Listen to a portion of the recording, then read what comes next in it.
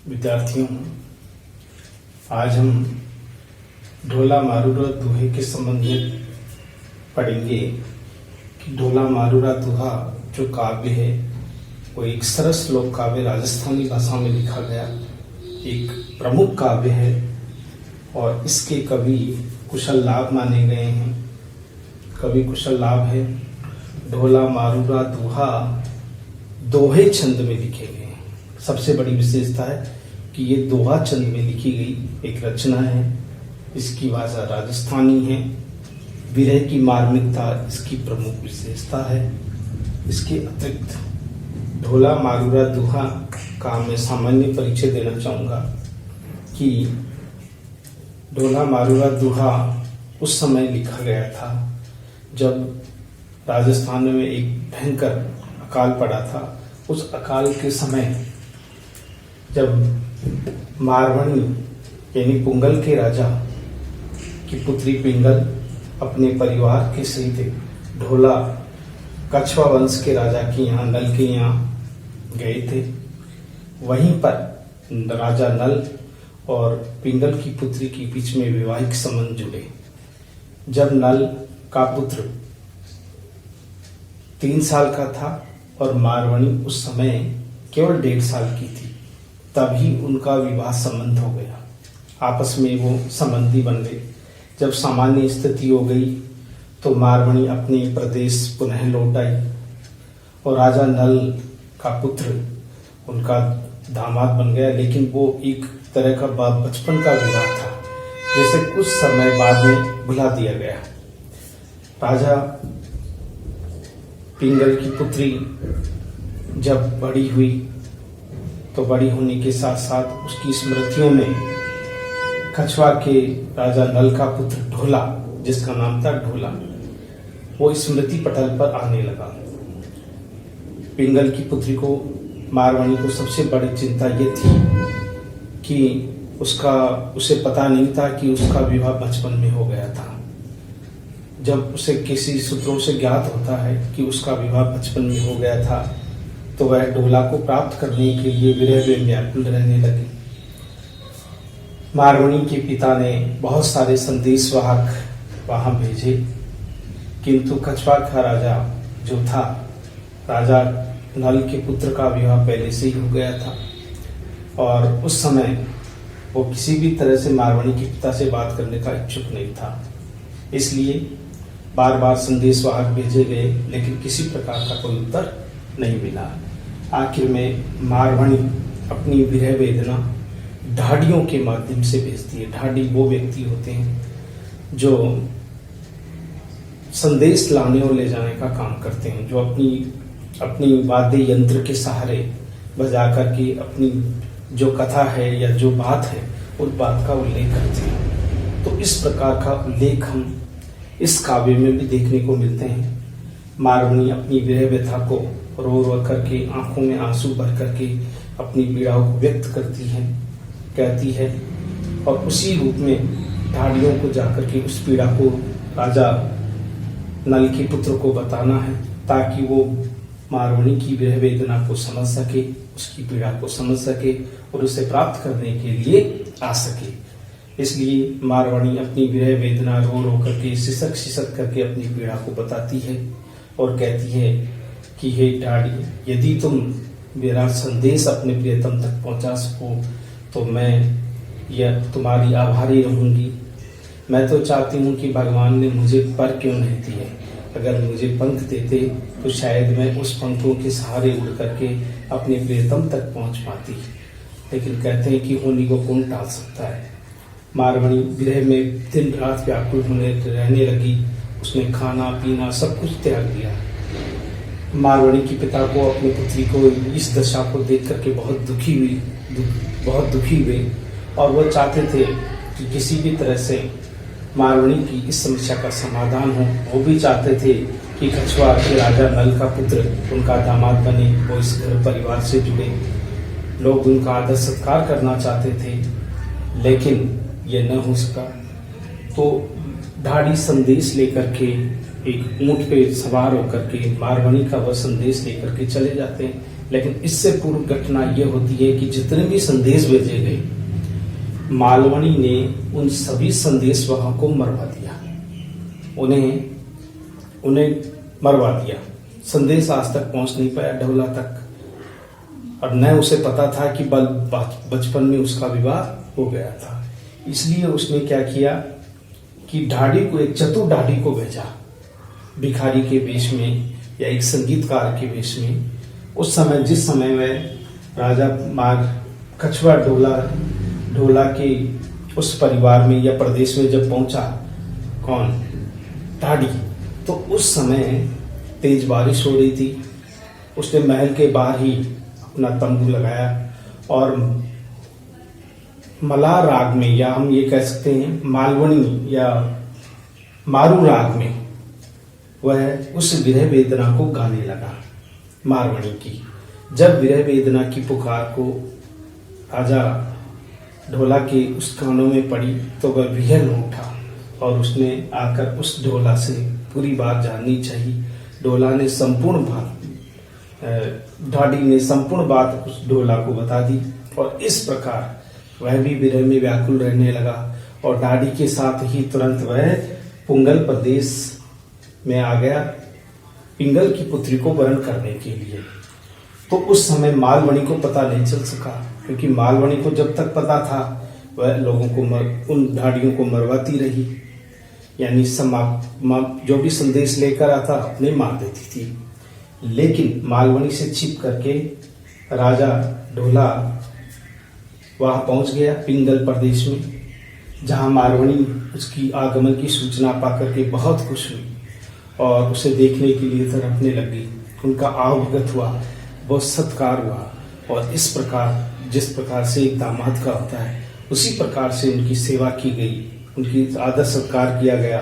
इतना आदर सत्कार पाकर के ढोला अपने आप में निहाल हो गया और इस तरह से वह अपनी पहली प्रेमिका, अपनी पहली पत्नी मारवणी को पाकर के बहुत ही सुखी था। और मारवणी की एक सबसे बड़ी विशेषता थी कि वह अनद्य सुंदर थी, बहुत सुंदर थी। उसकी सुंदरता से को देख करके ढोला सम्मोहित हो गया और सोचा था, उसने कभी कल्पना भी नहीं की थी कि उसकी पत्नी इतनी सुंदर है। मारवणी को पाकर के वो बहुत ही अपने आप को धन्य मानने लगा और इस प्रकार से दोनों जो बचपन में बिछड़े थे वो युवावस्था में जाकर के पति पत्नी के रूप में फिर से उनका मिलन हो गया। मालवणी से ढोला का विवाह युवावस्था में हुआ था। मालवणी हमेशा चाल चलने का काम करती है और इस तरह से वो अपना एकाधिकार समझती है महल पर। वह सोती या दाहक को कभी महसूस नहीं कर सकती या अनुभव नहीं कर सकती, इसलिए मालवणी को वो कभी स्वीकार नहीं कर सकती। लेकिन राजा ढोला ने उसे स्वीकार कर लिया। मालवणी को भी अब उसे अपनी सोच के रूप में उसे स्वीकार करना पड़ेगा, क्योंकि ये राजा का अधिकार है। इस प्रकार ये संपूर्ण काव्य एक तरह से संयोग और वियोग का संगम है। इसमें कुछ घटनाएं संयोग से जुड़ी हुई है तो कुछ घटनाएं वियोग है, लेकिन मार्मिकता ज्यादा है इसमें पीड़ा की अनुभूति ज्यादा है। इसलिए इस काव्य को ढोला मारूरा दुहा जो काव्य है, एक विरह की अनूठी मार्मिकता को प्रकट करने वाला एक काव्य है। और इसमें कुशललाभ ने राजस्थान की लोक संस्कृति, राजस्थान का रहन सहन, खान पान, यहाँ के पशु पक्षी, यहाँ का जीवन, यहाँ की बोलचाल, यहाँ की भाषा, इन समस्त विशेषताओं का उल्लेख इस राजस्थानी लोक संस्कृति के इस काव्य में किया है। ये दोहा शैली में लिखा गया है, दोहों को गा गा करके बताया गया है। पहले में यही मारवणी अपना संदेश अपने प्रियतम राजा ढोला तक पहुंचाना चाहती है। पहला तो एक संदेश है और दूसरा उस संदेश का प्रति उत्तर है, यानी क्या संदेश उसने दिया है उसके बारे में। पहली जो पंक्ति है वो संदेश है, वो यही संदेश है कि हे ढोला, जब तुम मेरे प्रियतम के पास पर जाओ तो मेरा ये मार्मिक संदेश, मेरी विरह वेदना, मेरी पीड़ा, मेरा दुख, मेरी व्यथा आप मेरे प्रियतम को बता देना, ताकि उन्हें यह पता चल सके कि उनकी मारवणी दिन रात उनकी विरह की अग्नि में तप रही है, जल रही है, और किस तरह से उसकी विरह वेदना को समाप्त किया जा सकता है। और इस तरह से, क्योंकि मारवाणी का पूर्ण अधिकार था उन पर, पहली पत्नी तो मारवाणी ही थी, बचपन में विवाह था, लेकिन संयोगवश आपस में बिछुड़ गए, लेकिन अंत में जाकर उनका मिलन हुआ। और बड़ा ही सरस लोक काव्य है, लोक संस्कृति है। इसमें राजस्थान के पेड़ पौधे जीव जगत के बारे में भी इस काव्य में देखने को मिलता है, और एक संस्कृति, एक लोक संस्कृति के बारे में भी पता चलता है कि उस समय जो चारण या ढोली या ये जो ढाडी थे, ढाडी कहा जाता है, ढाडी, ये जाति के लोग थे, ये गा करके अपने जीवन यापन करते थे, गाना गा गा करके, या अपनी विरह व्यथा को, किसी की पीड़ा को, किसी का संदेश को आदान प्रदान करने का काम ढाडी लोग किया करते थे। तो मारवाणी ने भी इन्हीं ढाडी लोगों के भरोसे अपना संदेश अपने प्रियतम तक पहुंचाया, और ढाडियों के माध्यम से ही ढोला और मारवाणी का मिलन संभव हो सका। ढाडी ने अपनी जो व्यथा थी, जिस रूप में उस मारवाणी ने उस ढाडी को कही, रो करके अपनी पीड़ा प्रकट करते हुए उसी रूप में वो प्रकट करता है। तभी तो उस राजा ढोला का जो मन है वो पचीसता है, और उस अपनी प्रियतम को प्राप्त करने के लिए वह तुरंत सवार हो जाता है, ऊंट पर सवार होकर के लंबे रास्ते, उबड़ खाबड़ खतरों से भरे हुए रास्तों को पार करके अपनी प्रियतमा तक पहुंच पाता है, और फिर उसी रूप में वापस लौट आता है। कहते हैं लौट आते समय बहुत सारी व्याधाएं, बहुत सारी रुकावटें, बहुत सारे संकट उनके सामने आए, लेकिन उन संकटों से कुछ किंवदंती है कि वहां रास्ते में एक सर्प मारवाणी को काट जाता है, मरणासन अवस्था में पहुंच जाती है, लेकिन फिर किसी भी जतन के द्वारा उसे बचा लिया जाता है। तो बहुत सारी घटनाएं हैं जो काल्पनिकता पर आधारित है, जो हमें इस पर देखने को मिलता है, लेकिन इसका प्रमाण कहीं नहीं मिलता कि इस तरह की घटना घटी होगी। अलग अलग कवियों ने या अलग अलग रूप में इसका स्वरूप देखने को मिलता है। अब देखिए, ये राजस्थानी भाषा का एक सरस लोक काव्य है, और इसी लोक काव्य को आधार बना करके हमारे इतिहासकारों ने अपनी इतिहास में ढोला और मारवाणी के प्रेम संदेश को व्याख्यानित किया है, उसे बताया है कि संस्कृति में या हमारे हिंदी भारत की संस्कृति में, राजस्थान की लोक संस्कृति में इस प्रकार के प्रेमी जोड़े भी हुए थे। बाद में जाकर के उनका संगम हुआ, किस तरह से उनमें वापस वह मिलन की अवस्था में पहुंचे। तो ये संपूर्ण काव्य एक विरह व्यथा को व्यतीत करने वाला या बताने वाला, हमारी मार्मिकता हृदय स्पर्शी, बड़ा ही मार्मिकता प्रकट करने वाला ये एक लोक काव्य है। बड़ा ही सरस शब्दों में कवि कलोल ने इसे प्रस्तुत किया है। कुछ अल्लाप भी माने जाते हैं, कुछ कहते हैं कि दोनों कवि एक ही है, शायद नाम का अंतर हो सकता है, लेकिन हमें इस बारे में कुछ ज़्यादा नहीं पढ़ना है। हमें ये देखना है कि ढोला मारूरा दुहा छंद किस प्रकार का छंद है। आपकी परीक्षाओं में बहुत सारी दोहे आते हैं, तो आपको केवल एक पंक्ति पढ़नी है, क्योंकि एक पंक्ति तो केवल यही है पूरे उस काव्य में कि हे ढोला, जब भी तुम उस मेरे प्रीतम के पास जाओ या प्रीतम के उस प्रदेश में जाओ, तो मेरा ये विरह से भरा हुआ मार्मिकता भरा संदेश मेरे उस प्रियतम तक जरूर पहुंचा देना कि किस तरह से तुम्हारे विहलता में, तुम्हारी पीड़ा में, तुम्हारी विरह वेदना में मारवाणी दिन रात व्याकुल रहती है। निश्चित रूप से मेरा प्रियतम मेरे हृदय की बात को जानेगा, पहचानेगा, और निश्चित रूप से वो मुझे अवश्य प्राप्त होगा, ऐसी कल्पना इसमें की गई है। एक पंक्ति आपको केवल ये बताना है, क्योंकि उसकी अपनी कल्पना है। वो ये कहती है कि हे प्रीतम, जैसे कोयल है या और कोई कौवा है, पक्षी है, उन पक्षियों को भी वह कहती है कि यदि तुम मेरे प्रियतम का संदेश लेकर आ जाओ तो मैं तुम्हारी सोने से चोंच मंडवा दूंगी। तुम्हारे सोने के पंख मंडवा दूंगी। तो इस तरह की कल्पना कौन करती है? मारवाणी करती है। मारवाणी किसी भी रूप में अपने उस प्रियतम को प्राप्त करना चाहती है और चाहती है कि जो उसने अपना प्रियतम खो दिया बचपन का, वह उसे फिर से प्राप्त हो, फिर से उनका मिलन हो। ये संपूर्ण लोक काव्य में हमें स्थान, यद्यपि ये लोक काव्य एक छोटे रूप में है, फिर भी आज लोक संस्कृति में उस पश्चिमी राजस्थान में आज भी ढोला मारूर के दूहे बड़े ही चाव से, बड़े ही राग से, बड़े ही उस वाद्य यंत्र के सहारे गाए जाते हैं। आज भी ये हमारी लोक संस्कृति का परिचय देता है कि राजस्थान की संस्कृति केवल वीरों की ही नहीं, बल्कि प्रेम और सौहार्द की भी संस्कृति है, व्यवहार की भी संस्कृति है। यहाँ के नर और नारियों ने वह कार्य किया है जो इतिहास में अमर है, जो इतिहास में अपनी पहचान बनाते हैं, जो मानवता के वो पोषक के रूप में सामने आए हैं।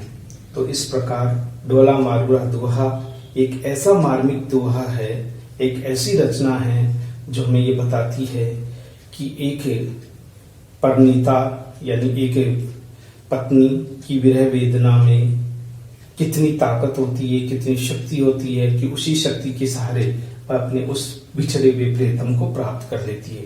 यदि प्रेम सच्चा हो तो निश्चित रूप से उसे प्राप्त करने में अधिक बाधा नहीं आती। निश्चित रूप से वह हमारी कल्पना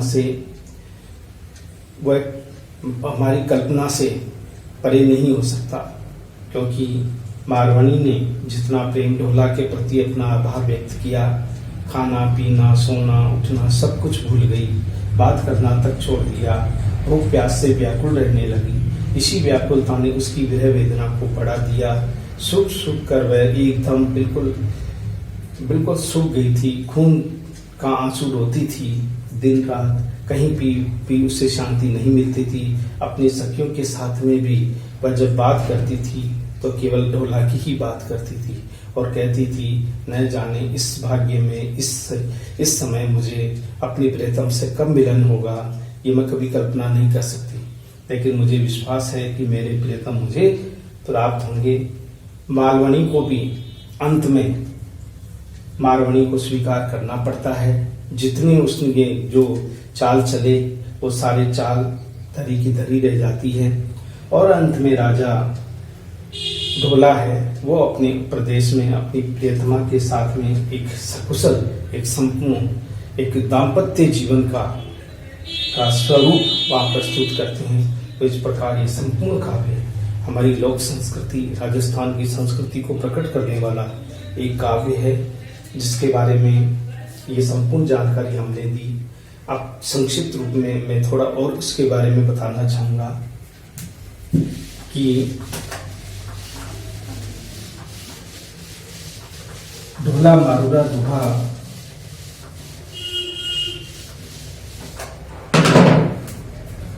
ढोला मारूरा दोहे में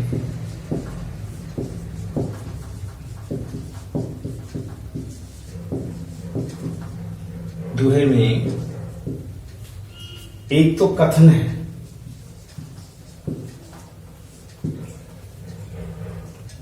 कथन है यानी कह रही है, और दूसरी तरफ उसका यानी ये कल्पना है। मारवाणी कहती है पहली पंक्ति सभी में मिलेगी आपको, इसलिए ये फायदा रहेगा कि एक ही पंक्ति में आपको पढ़ना होगा। जैसे ढोला को संदेश देती हुई कहती है, ये लिखना होगा आपको, ढोला के संदर्भ में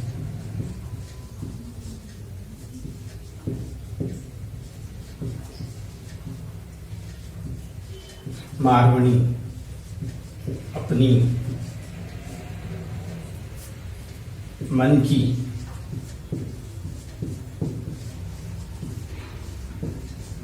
विरह वेदना को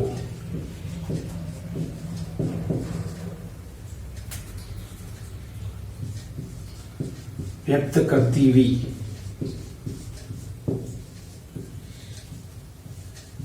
आंखों से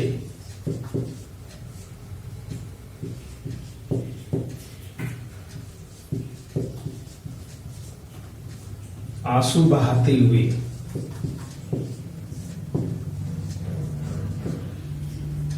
आंखों से आंसू बहाते हुए अपनी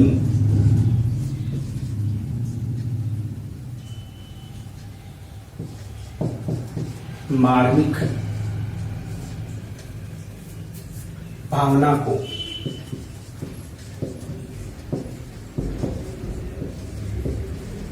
शब्दों के बंधन में बांधकर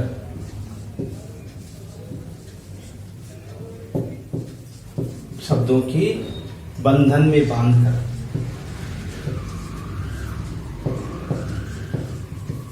बांधकर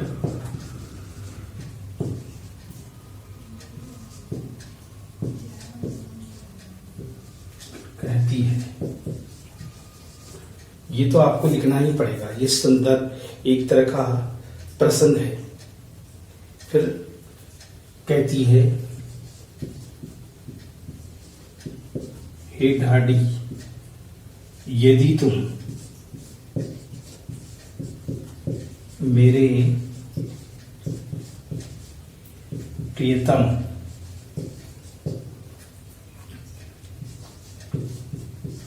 के परदेश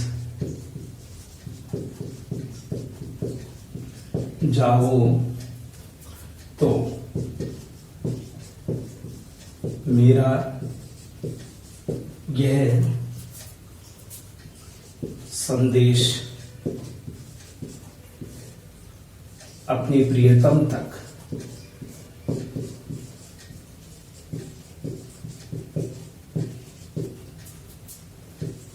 अवश्य पहुंचा देना।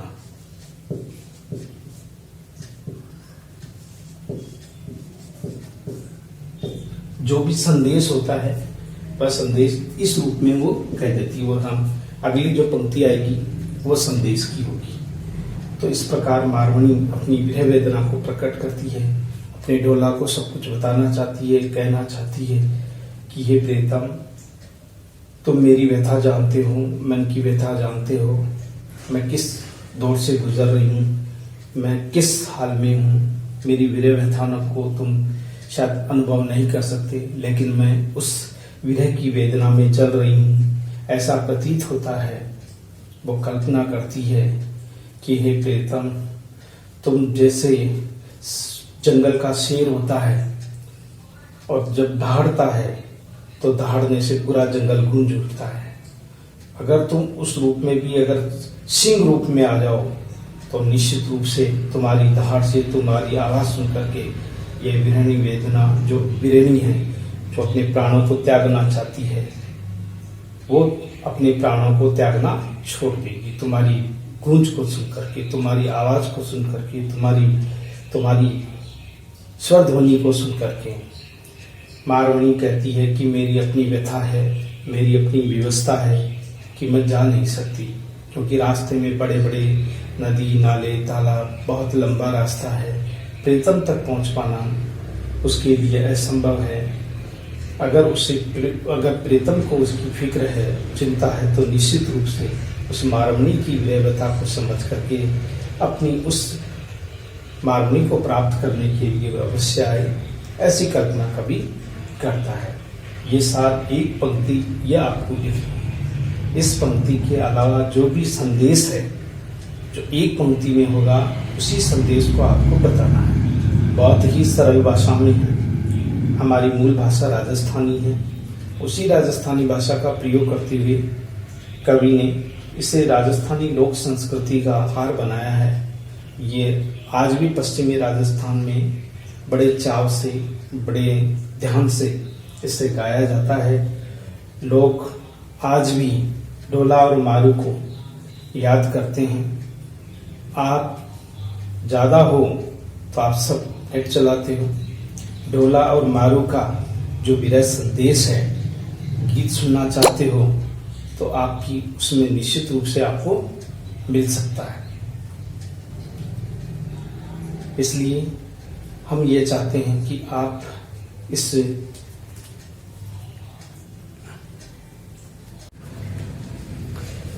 प्रिय विद्यार्थियों, आज हम हमारे प्रश्न पत्र प्रथम के काव्य खंड से आदि काल की विभिन्न परिस्थितियों के बारे में या प्रवृत्तियों के बारे में पढ़ेंगे।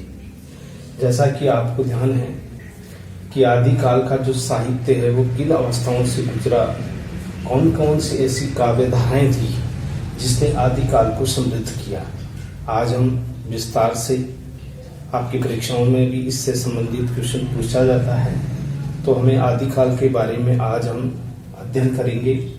आदिकाल की विभिन्न प्रवृत्तियां, कौन कौन सी ऐसी परिस्थितियां थी आदिकाल की जिसके कारण हिंदी साहित्य में भक्ति काल को भी एक आधार मिला, एक नई दिशा दी वो आदिकाल, क्योंकि ये साहित्य का प्रवेश द्वार है जिसे हम आदिकाल कहते हैं।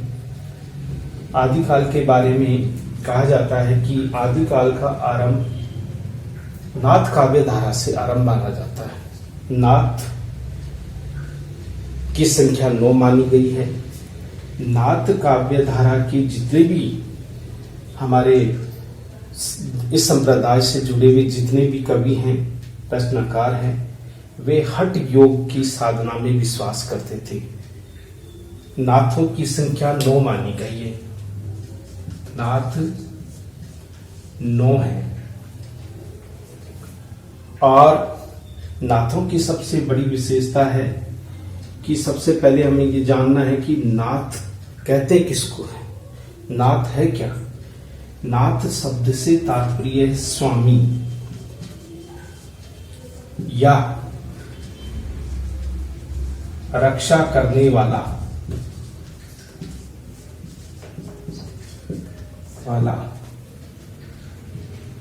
स्वामी, रक्षा करने वाला या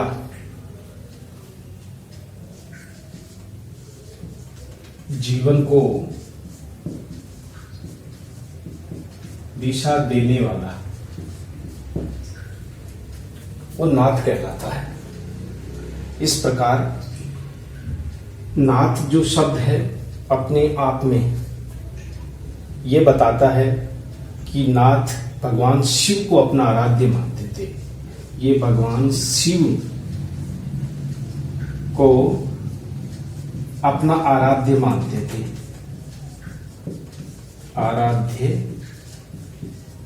मानते थे।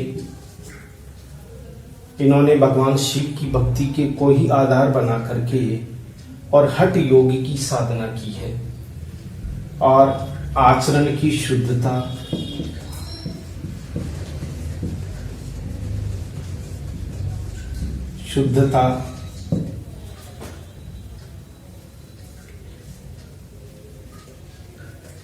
सत्य का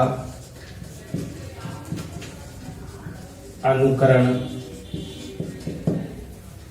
स्वामी के प्रति भक्ति,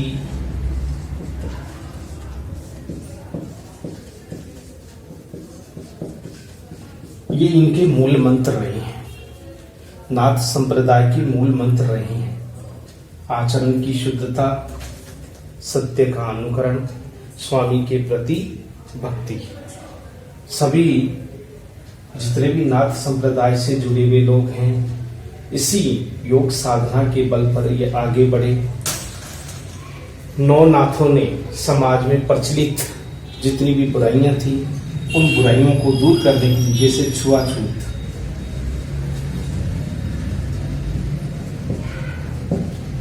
जाति पाति का बंधन,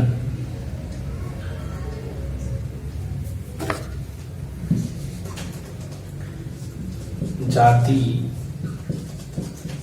पाति का बंधन, धर्म के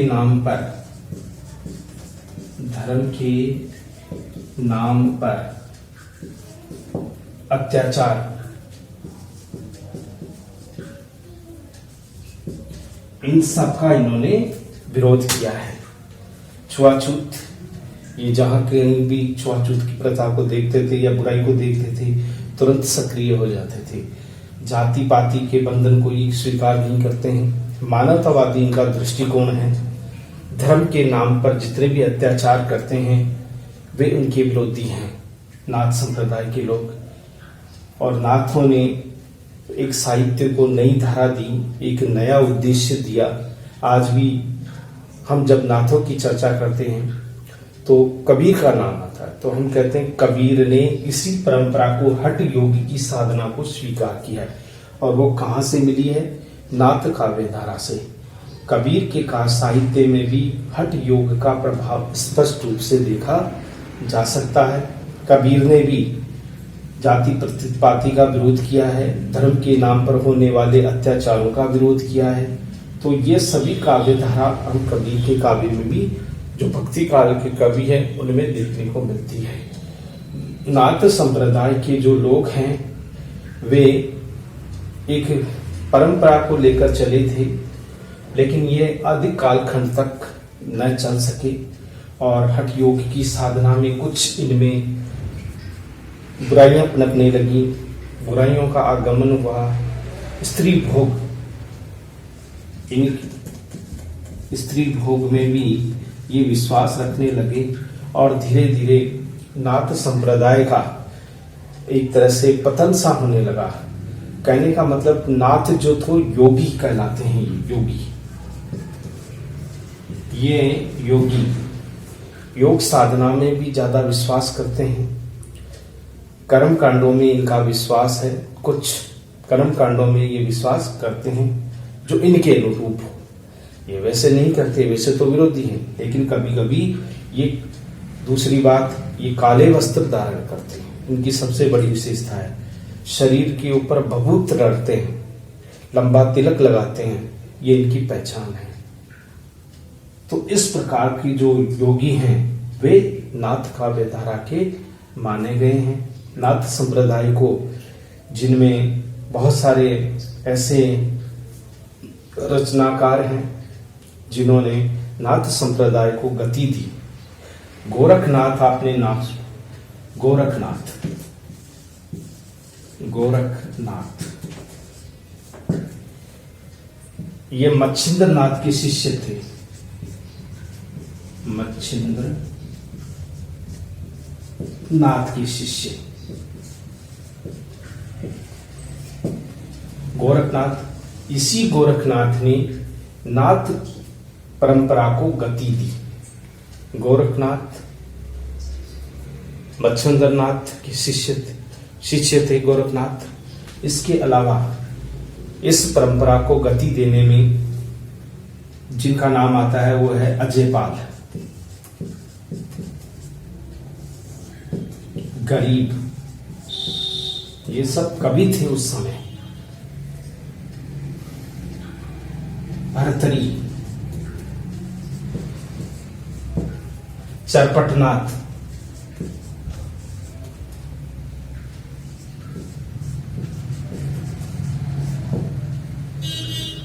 अजयपाल, गरीब, भरतरी, चरपटनाथ, मच्छिंद्रनाथ,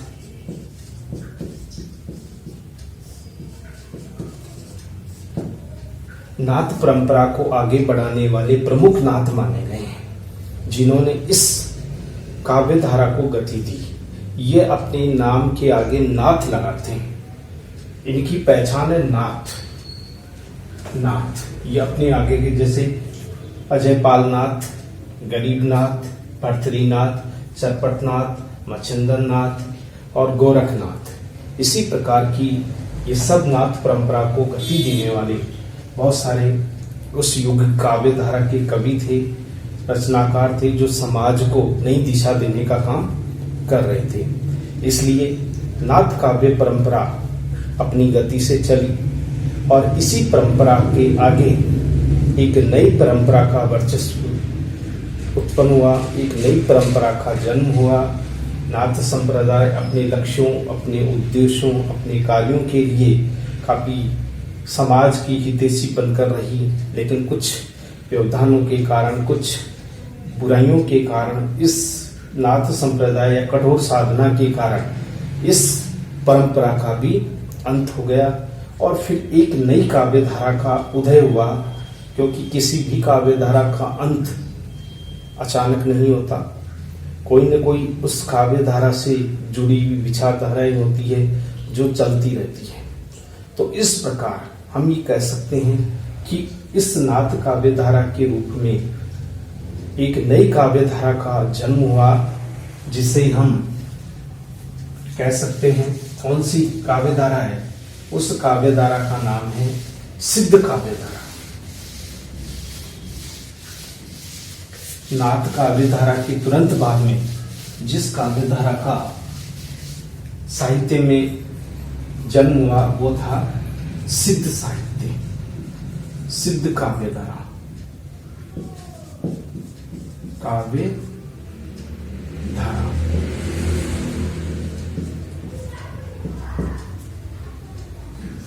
ये दूसरी परंपरा है, ये दूसरी काव्य धारा है जो आदिकाल में ही जन्मी थी। सिद्ध काव्य धारा में भी सिद्ध ये अपने आप को यानी बुद्ध सिद्धस्त कहलाते थे। ये बौद्ध सिद्धस्त,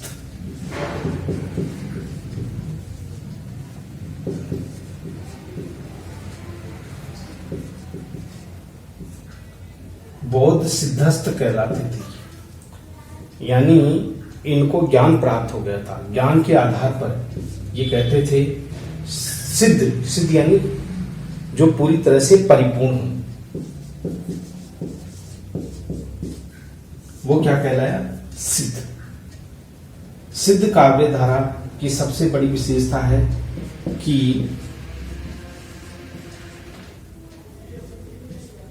सिद्धों ने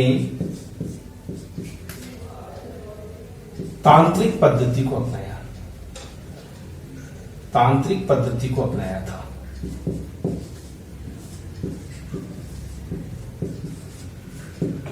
तांत्रिक पद्धति को अपनाया था किन्होंने? सिद्धों ने। सिद्धों ने तांत्रिक पद्धति को अपनाया और सिद्धों की संख्या 84 मानी गई है। ठीक है, सिद्धों की संख्या 84 मानी गई है। और साथ ही साथ सिद्धों के बारे में कहा जाता है कि सिद्धों ने समाज में घूम करके जितनी भी सामाजिक बुराइयां हैं, यानी अपने जंत्र तंत्र मंत्र साधना के द्वारा, तंत्र मंत्र और साधना के द्वारा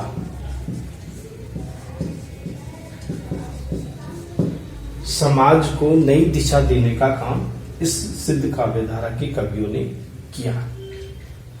दूसरी बात, जितने भी सिद्ध कवि हैं, इन सिद्ध कवियों ने अपने नाम के आगे एक सम्मानजनक शब्द का पा शब्द का प्रयोग किया है। पा ये इनके लिए एक सम्मानजनक या आदर सूचक शब्द है।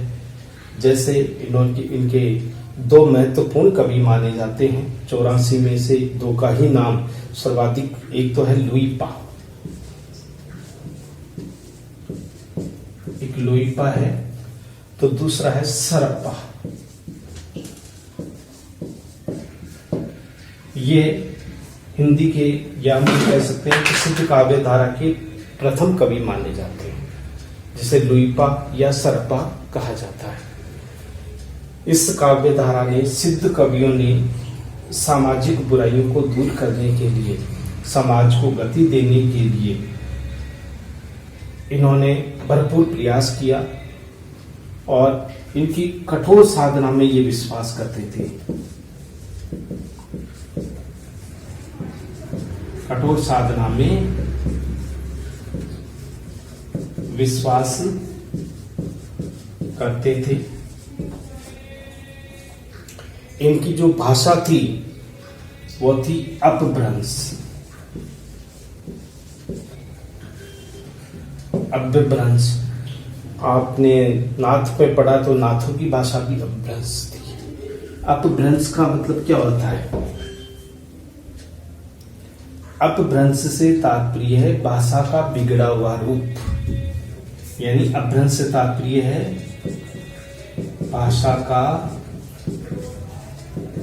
बिगड़ा हुआ रूप, उसे कहते हैं अपभ्रंश। भ्रंश का मतलब होता है टूटना। जहाँ कहीं भी भाषा विकृत रूप में आ गई, भाषा का कोई अपना रूप नहीं था, इसलिए सिद्ध कवियों ने अपभ्रंश भाषा को अपनाया, एक लोक प्रचलित लोक भाषा को अपनाया। वो भाषा थी अपभ्रंश, भाषा का बिगड़ा हुआ रूप। इसीलिए तो कबीर ने सिद्ध और नाथों से, साहित्य से जो कुछ भी ग्रहण किया वो सब भाषा के रूप में क्या था, बिगड़ा हुआ था।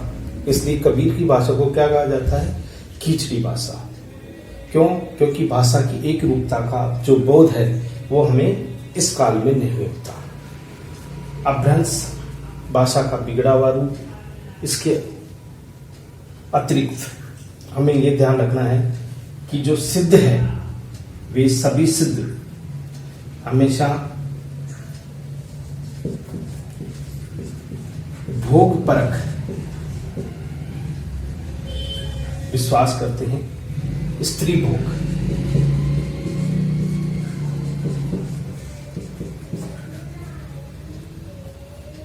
स्त्री को भोगने की वस्तु मानते हैं। ठीक है, नाथों में भी यही था, उनके पतन का कारण भी स्त्रियां ही थी। भोग परक इनकी शैली रही है, स्त्री भोग को वो सर्वाधिक महत्व देते थे। और साथ ही साथ इस काव्यधारा में सिद्ध जो थे उन्होंने, सिद्ध कवियों ने अपने काव्य में सामाजिक बुराइयों को